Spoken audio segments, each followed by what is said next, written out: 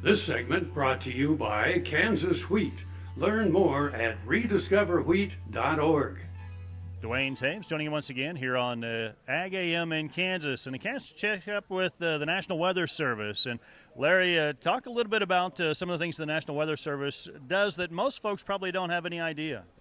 We're responsible for forecasting and putting out warnings for a part of Kansas. In our case, we do southwestern Kansas. But the National Weather Service in total is tasked with putting out forecasts and warnings for the entire United States. We put out gridded forecasts with a 2.5 kilometer resolution. So if you go on the map with the weather.gov and click on a location, we can get a 7-day forecast for your location with as much detail as you'd like to see.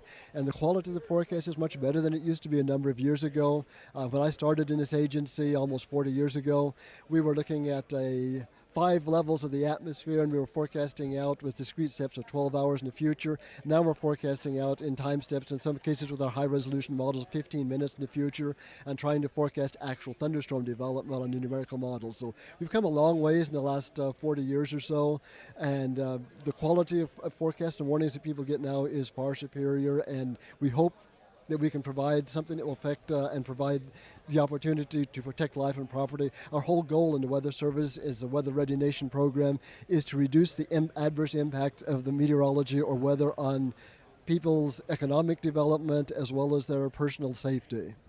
We think about the varied climate that we have here in the central part of the country. It really doesn't matter what the season is. There's potential for severe weather of some sort. Absolutely. You may recall last Christmas Day, we had 7 tornadoes in southwestern Kansas along a squall line. So attempting to forecast that type of thing can be very challenging. One thing we do to help people to prepare for that is to do storm spotter training sessions every year. And in the spring of the season, before we get into the severe weather season, we will go out and provide a spotter training class in every county in southwestern Kansas. So if anybody's interested in the weather, he can come out to one of those spotter training classes and learn what he should be looking for. And here at the 3i Show, one thing that we're doing is we have a Van de Graaff generator that simulates what happens with you see the lightning discharge in the atmosphere, so we can simulate the electric field that you can feel if you have a thunderstorm developing overhead, your hair starts to stand on end, or you start to feel tingling on your flesh. We can demonstrate that here, and that lets you know you're in a bad place for a lightning strike. Talk a little bit about how individuals can work in cooperation. I know the COCO-RA is an acronym for an opportunity to really be a part of the National Weather Service on a local level. Now, the COCO-RA network is an all-volunteer network. If you have a computer with access to the internet, we provide rain gauges. If you collect the rainfall reports and enter your data online, then there's a very nice network of rainfall that comes out. And we estimate rainfall with radar, but the ground truth is all important for how well the radar is calibrated. Sometimes it works really well, other times not so well. But with the COCO-RA network, you send your reports in, and then you can look at all the reports all around the United States. Actually, there's some COCO-RA observations in other countries as well. So you can look and see what the rainfall distribution was in another county or another state, and really get a good idea of what the atmosphere has done. And you talk about that opportunity to get reliable data on the ground that the National Weather Service then uses when we look at calibrating a radar and really trying to get a good grip on what those storms are actually producing.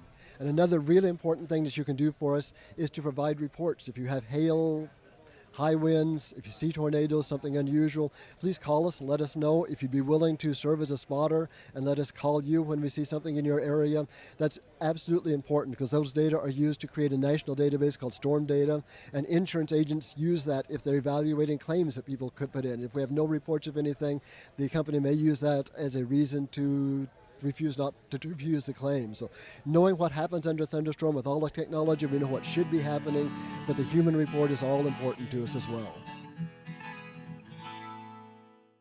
Are your cows practical or profitable? If you want them to be both, then come to the Dale Banks Angus Bull Sale Saturday, November 18th near Eureka, Kansas. Selling 130 hard-working, balanced straight bulls developed in the rugged Flint Hills. For 113 years, the Perriers have been providing practical, profitable genetics to cattlemen nationwide. Join us November 18th or bid online at liveauctions.tv. Call the Perriers at 620-583-4305 or dalebanks.com.